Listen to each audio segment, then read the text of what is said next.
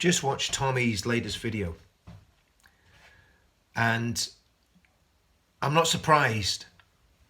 I'm not surprised at the reaction of the police, the Bedfordshire police. I'm not surprised that, as has always happened with Tommy, and not just with Tommy, with anybody else who has stood up against Muslim rape gangs, that they become the target of the police instead of the perpetrators. And now we don't know for sure the origin or the religion of the person who has allegedly carried out this assault on Tommy's daughter. And I say allegedly not because it didn't happen, but because you've got to say that for legal reasons, because these people will drag you into court at the drop of a hat. We've heard the testimony. If you watch the video that Tommy put out, we've heard the heartbreaking testimony of his daughter telling her daddy how she'd just been indecently assaulted by some filthy middle-aged man. Wonder what his origin was. Wonder what his religion was.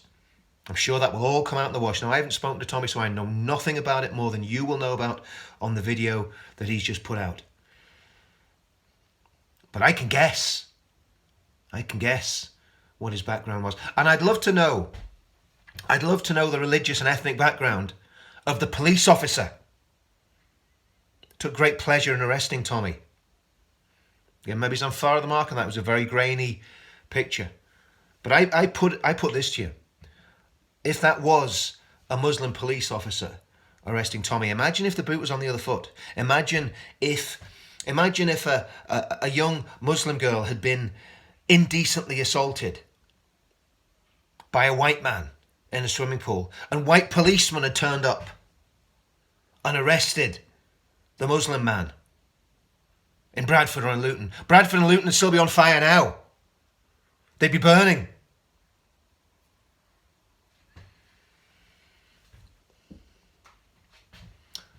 From what I can gather from that video, and I'm just going from the evidence that I've seen on that video, from what I can gather from that video, this is what happened. Tommy's little daughter, 8 years old, was indecently assaulted in a swimming pool. From what I can gather from that video, that's what's happened. That's what she says. That's what Tommy says. She's been indecently assaulted. Possibly, we don't know, possibly by a Muslim man. Tommy has confronted the man to stop him leaving the area.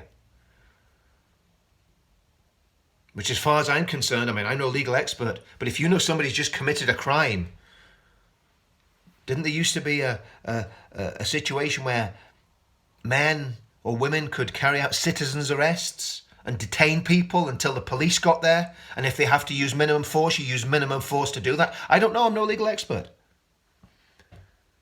To me, Tommy has been extremely restrained. Remember, he's dealing with 3 men. He's not dealing with 1 man, he's dealing with 3 men. It's very difficult for 1 man to restrain or detain 3 men and stop them leaving the scene of a crime, because that's exactly what appears to have happened. And what happens? The police turn up. You've seen the video. If you haven't, I'll post the link below. You've seen the video. The police do not arrest the man who has just been accused of indecent assault in a swimming pool on an 8-year-old girl. They don't arrest him. Instead, they arrest Tommy. And now he's been brought to court again. Again. On the 2nd of April. So anyway, cut to the quick. Why am I making this video? I'll be outside Luton Magistrates Court on the 2nd of April. Every single mother, father, grandfather, grandmother who cares about this country and who cares about what has been happening in this country should be outside that court on the 2nd of April, because that needs to be a lightning rod for the injustice that is going on in this country. The perverts are going free, and the people who are trying to stop the perverts are being dragged before the courts. That is the story of Tommy Robinson's life. That is the story of everybody that's high profile in this movement. The media and the state come down on the people that are speaking out against the rape of Britain. And this indecent assault, we've heard about them in every single town and city up and down this country. They're even happening in Northern Ireland now. Why? Why? Who are the perpetrators? Who's doing it? I believe on the 2nd of April, the people of this country, the men and women of this country, I made a speech outside Tommy's trial and I said, where are the men of England? And I want to ask the question again for the 2nd of April.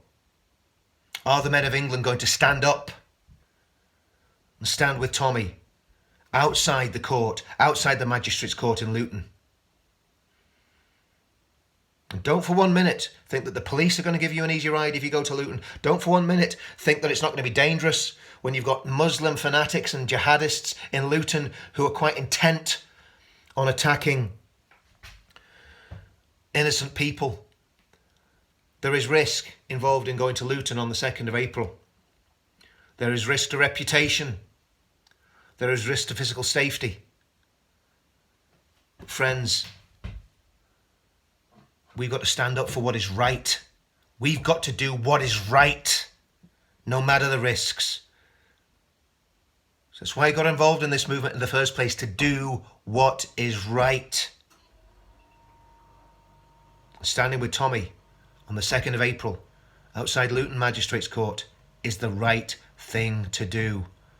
If we have 10,000, 20,000, 30,000 people, however many it is, even 2,000, sends a message to the authorities that we are not going away. We're not going to forget about this. We're not going to forget about what's happening to the daughters of Britain.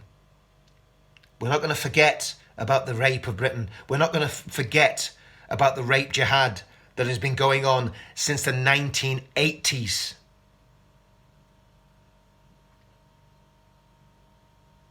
Luton Magistrates Court, 2nd of April. I'll be there. Will you?